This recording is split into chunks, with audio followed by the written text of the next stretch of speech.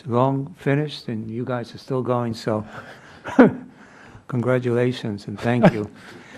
I had a very totally different question, but one cannot help but think that we Americans have a responsibility. We're living during a time, and I've been around long enough, both politically and personally, to remember the 60s. And it's been a while since I've seen the anger driven, not necessarily by members of Congress or elected officials, but by non-elected officials, who obviously don't know that Hawaii is a state.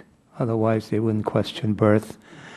Who won't take a man at his word as to who he is or what he is, and who somehow have just gotten not used to the fact that there have been some historic, dramatic, and very important changes in this country that give rights and opportunity to a lot of folks. I have no doubt, Mr. Attorney General, that you take your job seriously, because I know where you come from, not only because you're from New York City, but I know who you are. I've dealt with you for many, many years on many other issues, some which you took a lot of heat for during your confirmation, but which I knew indicated to me that you were looking for what was right to do and to do it correctly. And I think the danger we run at times as elected officials is that we make statements and not knowing that there's a crowd out there that listens to those statements and begins to believe that there is a problem beyond a question being asked. So you can bet your life that tonight there are a couple 100,000, if not millions, of Americans who are angry at the government, who believe that the Justice Department is functioning under the issue of race only in an unfair and improper way. So I just would hope that as we continue to move forward in this country, and we will move forward, that we get over some of these situations. I take very seriously your comment about your sister-in-law.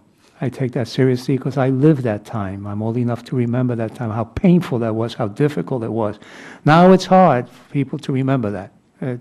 Everything happens, and you're here, and I'm here, and Mr. Fatah's here, and so it was all simple. It wasn't simple. It was very, very difficult to register.